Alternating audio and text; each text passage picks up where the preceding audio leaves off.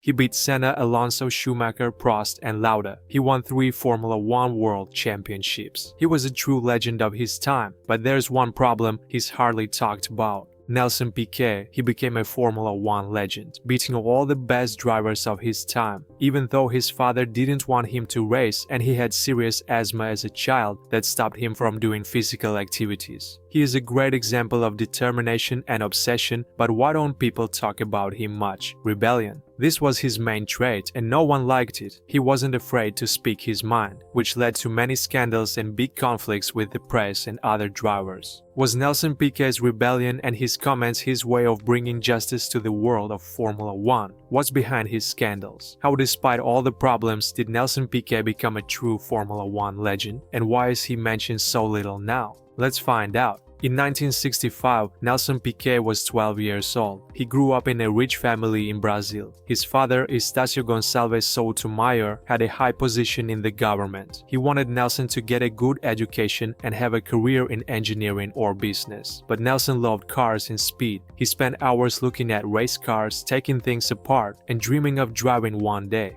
One day he decided he needed his own go-kart. Buying one was not possible because his father did not support racing. So Nelson decided to build a kart himself. He searched for parts everywhere, asking friends, finding old wheels and collecting tools. The engine was old but it worked. The kart was simple but it could drive. From his first ride, Piquet knew this was what he wanted to do. He practiced on empty streets, testing the kart and changing small things to make it better. He watched how it turned, how fast it went, and tried to improve it every time. But just having a kart was not enough. Piquet wanted to race. There were karting competitions in Brazil, but his father did not allow it. He thought racing was dangerous and a waste of time. He wanted Nelson to focus on school. So Nelson came up with a plan. He started racing under a fake name so his father would not find out. This way, he could compete, learn, and improve. The first races were hard, but he learned fast. He watched better drivers, studied his mistakes, and kept getting better. After a few years, Piquet started winning races. His talent was clear, and soon he could not hide it anymore. His father found out. At first, he was unhappy, but when he saw how serious Nelson was, he changed his mind. He realized racing was not just a hobby for his son, it was his future.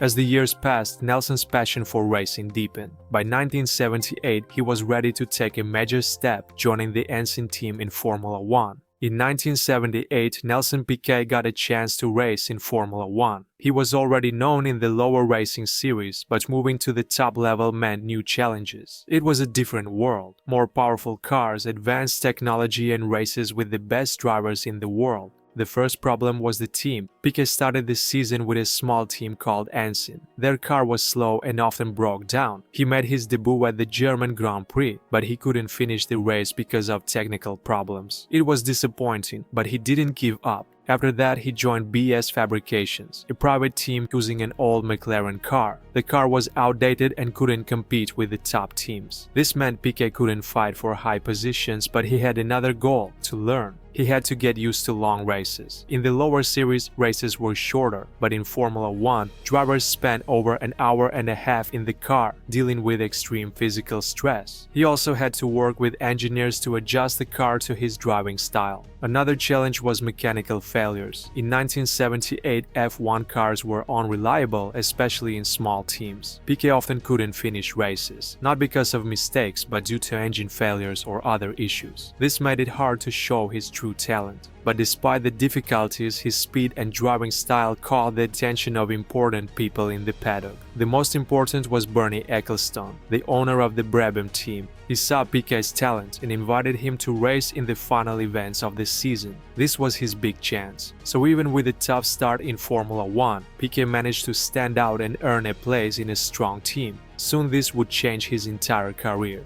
In 1980, Nelson Piquet joined the Brabham team. The team had a competitive car, but it was still not one of the best. This was a new stage in his career. Piquet had to quickly get used to the new car and team, and he also needed to work with the engineers. Sometimes the car didn't match his driving style, but Piquet didn't give up. He was ready to work hard and learn. His determination showed in one of the hardest races of the season, the Monaco Grand Prix. The Monaco track is very tough for drivers. It has narrow streets and sharp corners, and if you make a mistake, the race is over. But Piquet believed that if he stayed calm and focused, he could do well. Monaco isn't about speed, it's about patience and accuracy. The hardest part of the race in Monaco is the pressure. You have to stay focused all the time because even a small mistake can cost you a position or send you off the track. Despite this, Piquet kept calm. His mental strength helped him in such a difficult race. In Monaco, he didn't try to take the lead right away. He drove steadily and carefully. The weather also made the race harder. The rain made the track slippery. When the track is wet, it's all about how well you control the car and feel the grip on the road. But Piquet didn't get nervous. He knew he could handle it because he was ready for tough conditions. He didn't rush and didn't make mistakes. At one point, other drivers dropped out because of crashes or car problems, and Piquet found himself in the lead, but he didn't relax knowing the race wasn't over. He kept driving carefully, paying attention to every turn. When he crossed the finish line first, it wasn't just a win at Monaco, it was also a big win for himself. He showed that he could stay calm even in tough situations. This was his first big win in Formula 1, and it opens the door to more wins and championships in the future. Piquet's triumph at Monaco was just the beginning of his journey through the high-stakes world of Formula 1. As the 1981 season unfolded, he faced not only the competitive challenges on the track but also the mounting pressure of it, aiming for his first world championship. In 1981, Nelson Piquet went through a lot of emotional struggles as he tried to win his first world championship. He had been growing in reputation but hadn't yet won a title, and the pressure to succeed was high. The competition was tough with 15 other drivers, many of whom were more experienced or had better cars. This made the challenge even harder. The season wasn't easy for Piquet. His car, the Brabham, was fast, but it had problems. Sometimes it broke down or didn't perform as expected, which made things more frustrating. Piquet was usually calm, but the pressure started to wear him down. He knew that every race was important, and he couldn't afford mistakes. He was up against tough competitors like Carlos Reutemann, Alan Jones, and Didier Pironi, who made every race feel like a big battle. Piquet had to give everything he had, pushing his body and mind to the limit. Every mistake or setback made him worry that he might lose the title. The situation at his team, Brabham, also added to his stress. There were some tensions with the team, and Piquet had to deal with these while trying to focus on winning. He had to balance his own goals with the needs of the team, which was not always easy. Despite all the challenges, Piquet kept pushing forward. By the end of the season, he had learned to stay focused and use his emotions to stay strong. Winning the championship in 1981 was a big moment in his career, and it taught him how to deal with the mental challenges of racing at the highest level. As Nelson embraced mindfulness to navigate the pressures of 1981, his spirit remains unbroken. Moving into 1983, he and his Brabham BMW team confronted new mechanical hurdles, underscoring their relentless pursuit of excellence. Throughout the 1983 Formula 1 season, Nelson Piquet and his Brabham BMW team faced relentless mechanical challenges. Early in March, during the Brazilian Grand Prix on March 27th, the BMW turbo engine showed signs of unreliability, forcing Piquet to retire after 15 laps. Undeterred, the team doubled their efforts, dedicating over 80 hours weekly to refine the engine's performance. They introduced enhanced cooling systems and strengthened engine components, addressing the initial failures head-on. By June, at the Monaco Grand Prix on June 12th, the improvements began to show. Piquet qualified third and maintained his position, finishing second despite fierce competition from Renault-powered rivals. This race marked a turning point, demonstrating the effectiveness of their strategic enhancements. The team's commitment was evident as they worked tirelessly in the paddock, utilizing advanced telemetry to monitor engine metrics in real time, ensuring optimal performance during races. September was pivotal. At the Italian Grand Prix on September 25th, held in Monza, Piquet secured a crucial victory, his second of the season. His skill in handling the now more reliable BMW turbo engine allowed him to navigate the high-speed circuit with precision.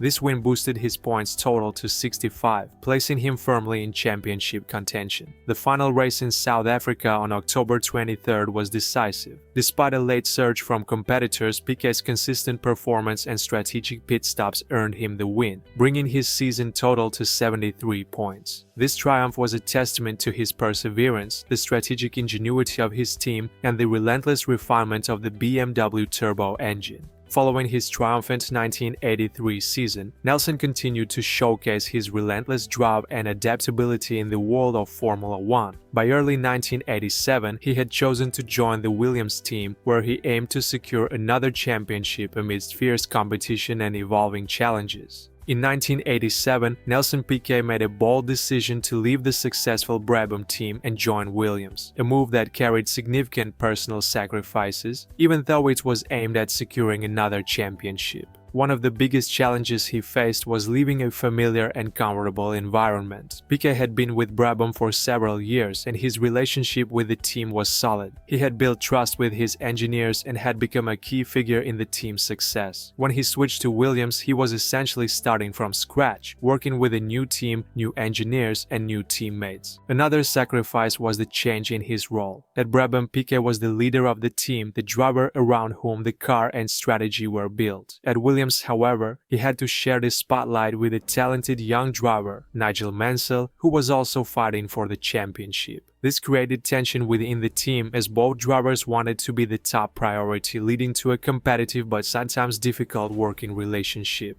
Piquet also had to adapt to a different car. The Williams FW11 was fast and competitive, but it was very different from the Brabham cars he had driven before. This required him to adjust his driving style and spend significant time getting to know the car's characteristics, which wasn't easy, especially during the early races of the season. Additionally, switching teams meant leaving behind the close-knit relationships he had developed with the Brabham team and facing the uncertainty of whether Williams would live up to his expectations. The Williams team was still in the process of proving itself as a true title contender, and the pressure to deliver results immediately was immense. All of these factors added up to a period of adjustment for Piquet, with the constant pressure of performing at the highest level while dealing with a new team dynamic, different car, and the personal toll of the sacrifice. But despite these challenges, Piquet's gamble paid off. He managed to win the 1987 Formula One World Championship, solidifying his place as one of the sport's greats. After a triumphant finish to the season, Nelson prepared for new challenges. By March 1988, he was racing with Lotus, ready to face Ayrton's rising dominance at McLaren. In 1988, Nelson Piquet's rivalry with Ayrton Senna reached intense levels, pushing Piquet to his limits both on and off the track. The two Brazilian drivers were teammates at the McLaren team, and their relationship quickly became one of the most heated rivalries in Formula One history. The main source of tension was their contrasting personalities and racing styles. Piquet, with his experience and calm demeanor, was used to being in control and working methodically toward victory. Senna, on the other hand, was an aggressive, passionate driver who pushed every limit to win. Their differences often led to clashes, both in terms of racing strategy and personal animosity. On the track, the rivalry was fierce. Senna's relentless pursuit of victory and his willingness to take risks created constant tension between the two. Piquet, who was used to being the leader within his team, found it difficult to deal with Senna's bold and sometimes reckless driving. This made every race a mental and emotional challenge, as Piquet had to fight not only for his own position but also to maintain control over the team's dynamics. Off the track, the rivalry also took its toll. The constant media attention fueled the tension, as both drivers were constantly compared to each other. This added pressure on Piquet, who had to prove himself against the younger, more aggressive Senna. The psychological warfare between them also played out in interviews and public statements, with both drivers taking jabs at each other whenever they could. The media made sure to amplify every conflict, creating an environment of constant stress for both men. Piquet's relationship with his team was also affected. As Senna's star rose, Piquet found himself feeling more isolated within McLaren. There were moments when he felt overshadowed, and this pushed him to work even harder to prove that he could still compete at the highest level. But the strain of the rivalry often took a toll on his focus and mental energy. By the end of 1988, Senna had secured the World Championship, but Piquet's ability to push through the pressure and perform under such intense conditions showed his resilience. Even though he didn't win that year, the rivalry with Senna had forced him to dig deeper into his reserves, testing both his physical and mental limits in ways he hadn't experienced before. In the end, the rivalry shaped Piquet's career and contributed to his development as a driver, but it also came with significant personal and professional sacrifices. As the rivalry with Ayrton intensified, the focus shifted to 1991, where another Brazilian Grand Prix brought unexpected challenges for Nelson. During this race on March 24th, he faced a nerve-wracking situation, showcasing his calmness under pressure and his unwavering dedication to safety in Formula One. During the 1991 Brazilian Grand Prix, Nelson Piquet faced a huge challenge. He was leading the race and was close to winning at his home Grand Prix, something he really wanted. But just before the end of the race, his car started having problems. With only one lap to go, Piquet could feel his car losing power. It was clear something was wrong. He had been racing for hours, and now with the finish line so close, he feared that everything would fall apart. He worried he would lose the race after all the hard work he had put in. This wasn't just about the race. Piquet feared disappointing his fans, his team, and his country. Winning this race in Brazil was so important to him. He knew people were counting on him, and the thought of failing in front of them was very difficult. He also felt afraid of letting himself down. As a successful and experienced driver, losing this race would hurt his reputation and career. It was a fear of not being able to live up to the high standards he had set over the years. In those final moments, he had to decide how hard to push the car. If he pushed too much, he could make the problem worse and possibly not finish. But if he slowed down too much, he could lose the lead and the win. He was walking a fine line between taking risks and playing it safe. Piquet managed to finish the race, but his car was close to breaking down completely. He had fought through the fear and tension in those final laps and managed to win, but it was a very close call. While he won the race, the experience was hard for Piquet. The fear and stress of that moment stayed with him. Winning felt good, but he knew how close he had come to losing it all. The victory showed his strength and skill, but also reminded him of how unpredictable and risky racing could be. Though the Brazilian Grand Prix highlighted Nelson's skill and focus under pressure, his resilience was further tested just 2 years later. In May 1993, during a practice session for the Indianapolis 500, he faced another challenge when his car lost control, resulting in a serious crash. In 1993, Nelson Piquet faced a tough challenge after a serious crash during the season. He was racing for the Benetton team and things were going well until the crash happened. The accident was bad. Piquet suffered injuries that left him with broken ribs and other pain. It could have ended his season, but his resilience and determination pushed him to come back. After the crash, Piquet had to take time to heal. The pain from the injuries was intense, and it wasn't clear if he would be able to race again that season. Many people thought he might retire or stop racing because of the injuries, but Piquet wasn't ready to give up. He had a strong will and wanted to prove he could still compete at the highest level, even after the crash. When he returned to racing, Piquet had to deal with the fear of getting hurt again. The memories of the crash were fresh, and every time he got into the car, he knew the risks. But he focused on his goal and didn't let fear control him. He knew racing was dangerous, but he kept pushing forward. Piquet's resilience showed in how he handled the rest of the season. Despite the injuries, he managed to race well. He didn't win the championship that year, but he still showed his strength by continuing to race at a high level. His comeback wasn't easy and it required a lot of mental and physical strength. He had to manage pain, deal with fear, and still perform well on the track.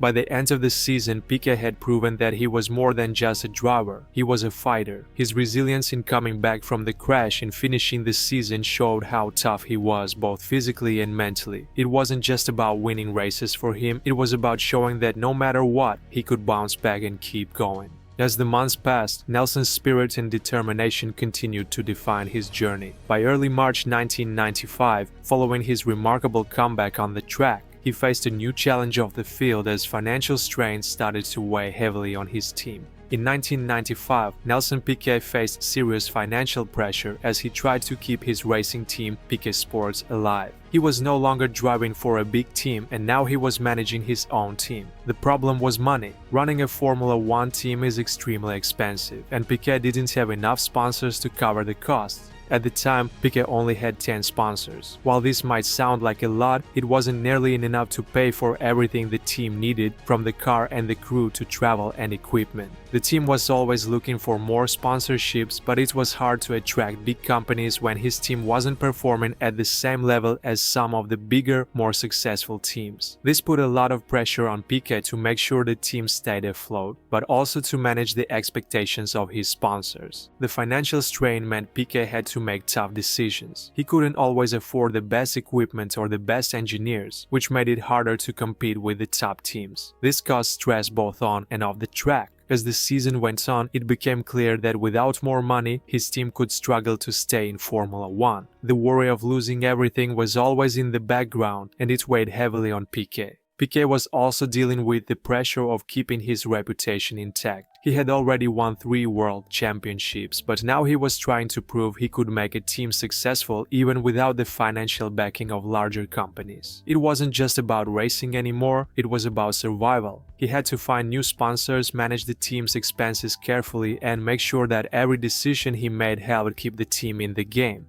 In the end, Piquet's struggles in 1995 were a reminder of how important money is in this sport. Despite his success as a driver, keeping his own team alive was a constant battle. It showed that the pressure of running a racing team is not just about speed and skill on the track, but also about finding the financial support needed to keep everything running. As the financial pressures of 1995 had eased, Nelson turned his focus from racing to new ventures. By early 1996, he was ready to explore opportunities beyond the track, channeling his energy and resources into supporting upcoming teams and drivers through his consultancy. In 1996, Nelson Piquet faced a huge heartbreak when he missed out on the championship by just 2 points after 16 races. He had fought hard all season, pushing himself and his car to the limit. The championship was within reach, but in the end, he came up just short. Missing the title by such a small margin was a tough blow for Piquet. After all the hard work, the training, the sacrifices, and the stress of racing all season, losing by 2 points felt like a big failure. He had given everything to win, and to fall so close to the finish line was incredibly hard to accept. It was hard for him to come to terms with it, especially since the championship could have been his with just 1 more point in any race. Piquet handled the heartbreak by taking a step back and focusing on what he had achieved. Even though he missed the title, he knew he had given his best effort. He didn't let the disappointment completely break him. Instead, he tried to stay calm and look at the bigger picture, the races he had won, the progress he had made, and the fact that he had come so close to winning despite all the challenges. The pain of missing out on the title was still there, but Piquet knew he couldn't change the past. He had to keep moving forward and keep his head up. He understood that in racing, as in life, sometimes things don't go as planned, no matter how hard you try. Despite the hurt, Piquet didn't let this loss define him. He carried the experience with him, learning from it. He knew that coming so close meant he still had the skill and drive to compete at the highest level. The disappointment was painful, but it didn't stop him from continuing to race and pursue more championships in the years that followed. As the new year unfolded, Nelson embraced his passion for mentoring young talent with renewed vigor. In April 1998, he made a significant move to establish the Piquet Racing Academy in São Paulo, focusing his efforts on nurturing the next generation of drivers with the same dedication he had shown in his previous endeavors. In 1998, after a long and successful career, Nelson Piquet decided to focus on mentoring young drivers. His motivation came from wanting to leave a lasting legacy beyond just his 3 world championships. Piquet had already won everything a driver could wish for, but he knew that the sport was always changing, and new talent was coming through. Piquet understood that Formula 1 wasn't just about winning races and titles. He wanted to give back to the sport that had given him so much. He believed that mentoring young drivers was a way to share his knowledge and experience, helping the next generation of racers avoid the same mistakes he made and learn from his successes. He saw that the younger drivers had the talent and potential to do great things, but they also needed guidance. Formula 1 was a tough sport, and the pressure could be overwhelming, especially for newcomers. Piquet knew how to handle pressure, how to stay calm in difficult situations, and how to get the best out of a car and a team. He wanted to pass on these lessons to the young drivers so they could succeed in ways he did not have the chance to when he was starting out. Another reason Piquet decided to mentor drivers was because he wanted to help shape the future of Formula 1. By sharing his knowledge, he hoped to influence how the sport evolved, especially in terms of the approach to racing, team management, and dealing with the media. He wanted to make sure that the future of the sport would be in good hands. Mentoring also gave Piquet a sense of fulfillment after his racing career. It allowed him to stay connected to the sport he loved and to continue contributing to it in a meaningful way. It wasn't about the fame or recognition, it was about making a difference and knowing he had played a role in helping future champions rise. Piquet's decision to mentor young drivers was driven by his desire to leave something behind, not just in terms of titles and records, but by influencing and inspiring the next generation of drivers who would carry the sport forward. By the summer of 2000, Nelson shifted his focus, embracing a more balanced lifestyle away from the racing spotlight. As he transitioned into his next chapter, he was as committed to nurturing talent and growing his ventures as he had been to supporting young drivers back in 1998. In the 2000 Formula One season, Nelson Piquet was no longer a driver, but he was still involved in the sport, managing his team and overseeing young drivers. The season was demanding, with 17 races spread across the globe, and the pressure was high. Balancing the intense demands of racing with family life was not easy for Piquet. During this time, Piquet had to travel a lot. Racing season meant long days, constant travel, and time away from home. The races were held in different countries, and the team needed his attention, especially when things were not going well. He had to focus on managing the team, keeping track of the car's performance, and making important decisions that affected the outcome of the season. The stress was constant, with long hours, meetings, and the pressure to perform. Despite all the work, Piquet was committed to his family. He knew how important it was to stay connected with his wife and children. The balance was difficult, but he did his best to make time for them. He would try to find moments to call home, to talk to his family, and to stay involved in their lives even when he was away at races. He understood the sacrifices that his family made, so he made sure they knew how much they meant to him. Piquet also knew that racing could take a toll on his health and his personal life. The physical and mental stress of the season sometimes left him exhausted, and the constant travel meant he had little time for rest. To cope, he would try to manage his schedule as best as he could, even if it meant taking on less work during certain periods. He also made sure to enjoy the moments he had with his family when he was home, using that time to recharge. In the 2000 season, Piquet learned that balancing work and family was always going to be a challenge. There were times when racing demands took over, but he never lost sight of his family's importance. He found ways to stay involved in both his professional life and his personal life, even if it meant making tough choices or sacrifices along the way. His ability to balance these pressures showed the dedication he had, not just to racing, but to the people who supported him throughout his career. As time passed, Nelson continued to shift gears from personal pursuits to more public endeavors. By March 2005, he was ready to reinvigorate his presence in the racing world, starting with a revamp of his online profile to proudly showcase his Formula One achievements. In 2005, Nelson Piquet was looking back on his 23-year Formula One career with 204 race starts, and he had some fears about his legacy. After so many years in the sport, Piquet wanted to make sure that his achievements were remembered in the right way. He feared that despite his 3 world championships and many race wins, people might forget just how much he contributed to the sport. One of his biggest fears was that his achievements might be overshadowed by newer, younger drivers. Formula One is always evolving, and the attention often shifts to the current stars. Piquet worried that his time in the spotlight was fading, and future generations of fans might not fully appreciate the success he had. He was aware that in a sport like F1, it's easy to be forgotten once you're no longer racing. Another fear was that people might focus only on the negative moments in his career rather than the full picture. Piquet had faced criticism over the years, from his bold personality to some of his controversial decisions on and off the track. He didn't want his legacy to be defined by those moments. He wanted to be remembered for his skill, his intelligence in racing, and the way he was able to win 3 world championships in a very competitive era. He also feared that he might not have made as big an impact on the younger drivers as he had hoped. By 2005, Piquet was no longer actively racing, but he had hoped to inspire and mentor younger drivers. He wanted to leave behind a sense of knowledge and experience that would help the next generation of drivers. He feared that his influence might not be strong enough and that his time had passed before he could make a lasting impact.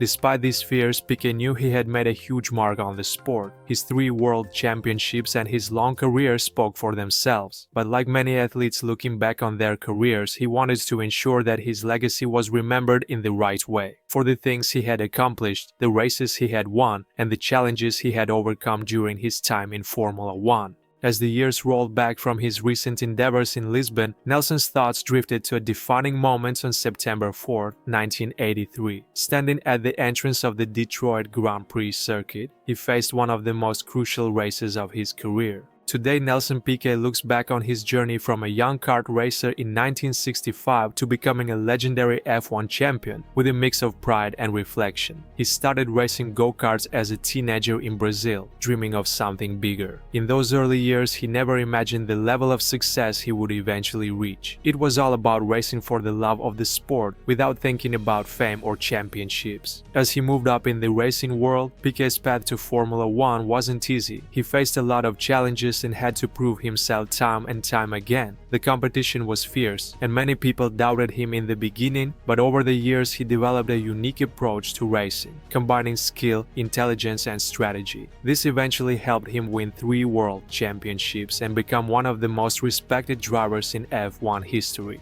However, Piquet knows that today his name isn't always mentioned as much as some of the other legendary drivers from his era. He often feels that his achievements are overlooked compared to other drivers who are constantly in the spotlight. While he's proud of what he accomplished, there is a sense that his contributions to the sport don't get as much recognition as they deserve. Looking back on his career, Piquet feels satisfied with his success, but he also believes that his story isn't always fully appreciated. He made a lasting impact on the sport, but many of the younger fans today don't always talk about him as much as they do drivers like Ayrton Senna or Michael Schumacher, who were also part of the same era. This doesn't bother him too much, but he does wish more people would recognize the work he put into becoming a champion. For Piquet, his journey is about more than just the wins and titles. It's about the sacrifices he made, the people he worked with, and the lessons he learned along the way. He's proud of where he came from and the career he built, even if it doesn't always get the recognition it deserves. Today, he sees his journey as proof that with hard work and determination, someone can rise from humble beginnings to leave a lasting legacy in the world of racing.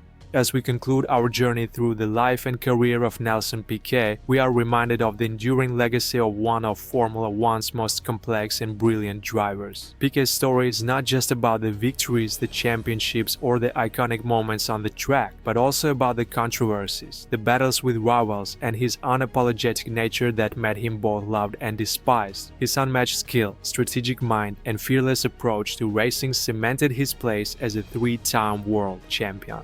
Beyond the trophies, Piquet's influence on the sport is undeniable. His fearless pursuit of success helped redefine what it meant to be a driver in Formula 1. His legacy continues to inspire future generations of racers, reminding us all that greatness often comes at the cost of confrontation, determination, and a willingness to push boundaries. In the end, Nelson Piquet's story is one of resilience and rebellion, a true testament to a man who, for better or worse, never played by the rules but always played to win.